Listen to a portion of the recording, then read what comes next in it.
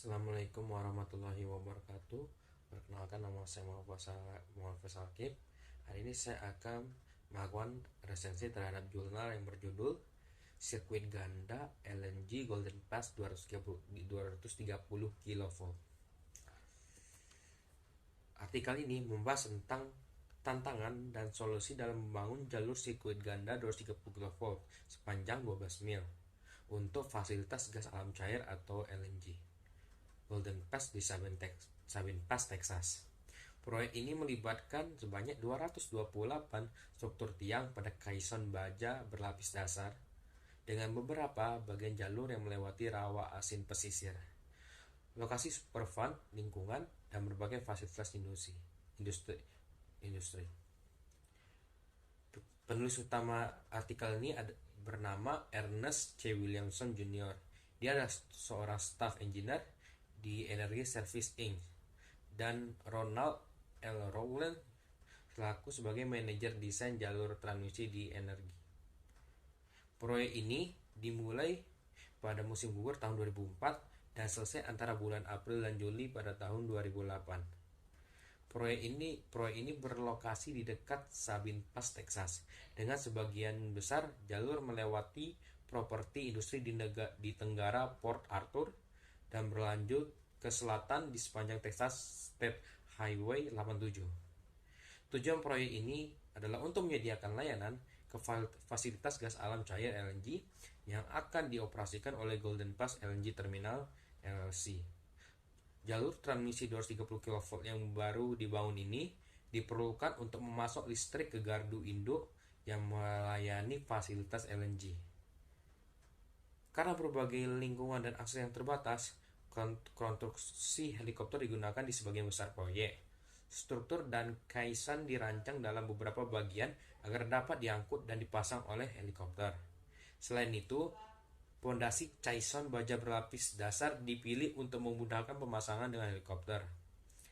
Artikel ini juga merinci berbagai tantangan, desain, dan konstruksi yang dihadapi selama proyek, termasuk pemilihan rute, pengujian tanah, desain pondasi, dan metode konstruksi.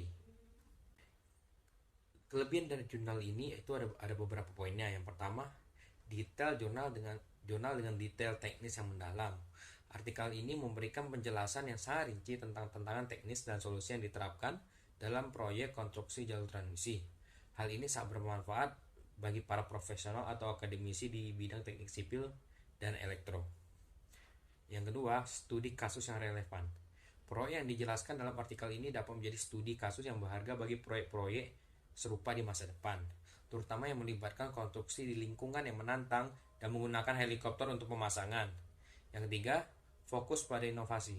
Artikel ini menyoroti penggunaan konstruksi helikopter sebagai solusi inovatif untuk mengatasi kendala akses dan lingkungan, memberikan wawasan tentang penerapan teknologi dalam proyek infrastruktur. Untuk kekurangan sendiri ada 3 poin. Yang pertama, kurangnya konteks yang luas. Artikel ini sangat fokus pada detail teknis proyek dan kurang memberikan konteks yang lebih luas tentang pentingnya proyek ini dalam jaringan listrik yang lebih besar atau dampak ekonomi dan sosialnya. Yang kedua, terlalu teknis untuk pembaca umum. Bahasa dan istilah teknis digunakan dalam artikel ini mungkin sulit dipahami oleh pembaca yang tidak memiliki latar belakang teknik. Yang ketiga, tak ada diskusi tentang dampak lingkungan. Meskipun proyek ini melewati area sensitif lingkungan, artikel ini tidak membahas secara mendalam tentang dampak lingkungan dari konstruksi dan bagaimana upaya mitigasi dilakukan.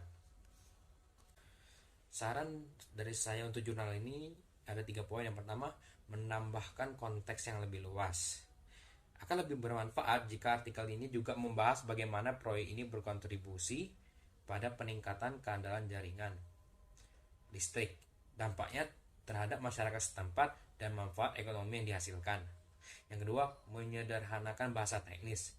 Menggunakan bahasa yang lebih mudah dipahami dan memberikan penjelasan singkat tentang istilah teknis akan membuat artikel ini lebih mudah diakses oleh pembaca yang lebih luas. Yang ketiga, membahas dampak lingkungan. Mengingat lokasi proyek yang sensitif, penting untuk memasukkan diskusi tentang bagaimana dampak lingkungan dinilai dan dikurangi selama proses konstruksi. Jadi secara keseluruhan artikel ini memberikan kontribusi yang berharga bagi pengetahuan teknis di bidang konstruksi jalur transmisi. Namun dengan menambahkan konteks yang lebih luas, menyederhanakan bahasa, dan membahas dampak lingkungan, artikel ini dapat menjadi lebih relevan dan menarik bagi khalayak yang lebih luas. Itu aja dari saya, mohon maaf. Assalamualaikum warahmatullahi wabarakatuh.